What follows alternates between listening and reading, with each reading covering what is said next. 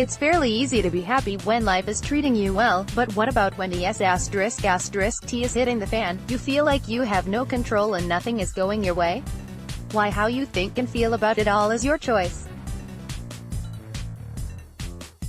You can choose to throw your hands in the air, be a victim and forever proclaim the world to be a bad place, out to get people.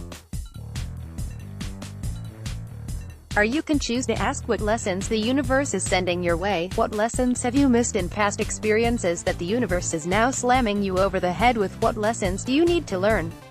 You can also ask, what's great about this? You can make a focused attempt to see the silver lining.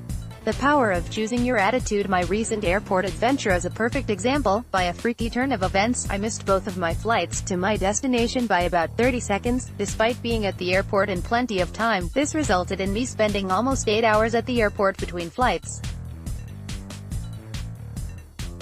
At first I was angry, in disbelief that this could happen to me. I was mad about having to waste so much of my precious time at the airport while having to cancel many plans with friends for that day.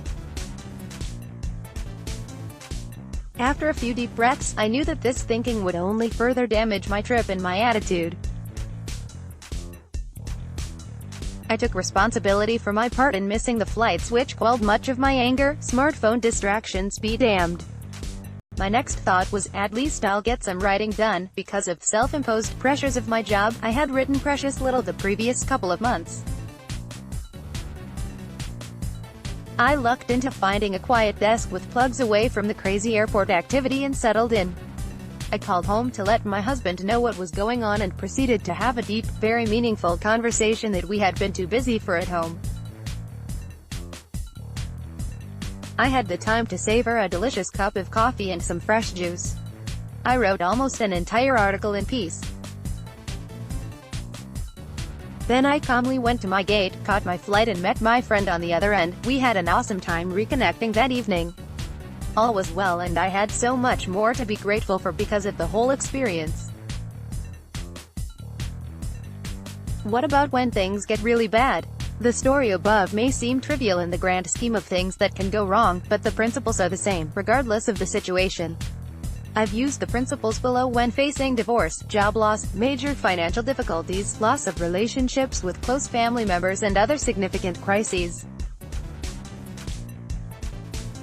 The dramas play out over longer periods of time and are more challenging when other people are involved. The principles are always the same. 1. You're not a victim. Take responsibility for your life. If these things keep happening to you or you keep attracting the same kind of negative people, stop being the kind of person that attracts those kinds of people and circumstances. Find people who seem to be immune to these things, spend time with them, study them, emulate them. Take responsibility for your part in the situation. This does not mean being the martyr and assuming responsibility for everything. You're only taking responsibility for your actions. 2. You can't control other people or your environment. Stop trying to control. If other people let you down or don't do what you expect of them, ask if your expectations are realistic. If you were the other person, would you appreciate someone writing a script for you and getting mad when you don't follow it? The only thing you can control 100% is you, your thoughts, feelings and actions. Focus on that and let the rest go. You can't control the results or outcome. You can only do your best and let the universe handle the rest. 3. Find the joy in the journey. What's great about what's happening? What are you learning? How are you better because of what happened? 4. Smile, even when, or especially when, things aren't going how you would like. Whenever I'm feeling down, the first thing I do is smile, a great big smile for 30 seconds. It's hard to feel bad when you're smiling. If it only helps a little, rinse and repeat as often as it takes. If you're doing something that seems difficult mentally, physically, emotionally or spiritually, smile and relax your jaw. The task will become much easier. 5. Don't take anything personally. Whatever people say and do is all about them. They're trying to satisfy their own agenda. If they're upset with you, it's because you're not following the script they wrote for you, and forgot to tell you about. If they blame things on you, it's because they're not willing to take responsibility for themselves. If they can't accept you as you are, it's because of their own limiting beliefs. 6. Decide to be happy, no matter what. This doesn't mean that you should be blissy happy all the time. How boring. You need ups and downs to keep life exciting. Without challenges, how would you learn and grow? Without negatives, the positives wouldn't feel as good.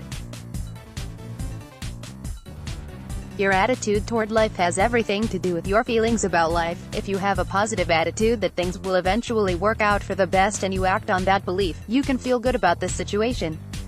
You can choose to be happy, regardless of what's happening around you. Putting principles into practice. I realize that these principles are simple but not always easy to implement. They take practice.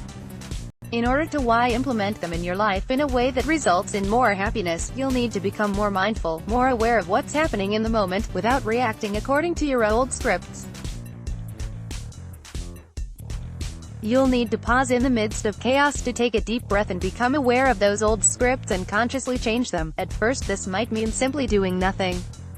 Not reacting, being silent, reflecting in the moment. With practice, you'll develop alternative responses. Sometimes these will help and sometimes they won't. Learn from the experience and continue to experiment. There will never be a point where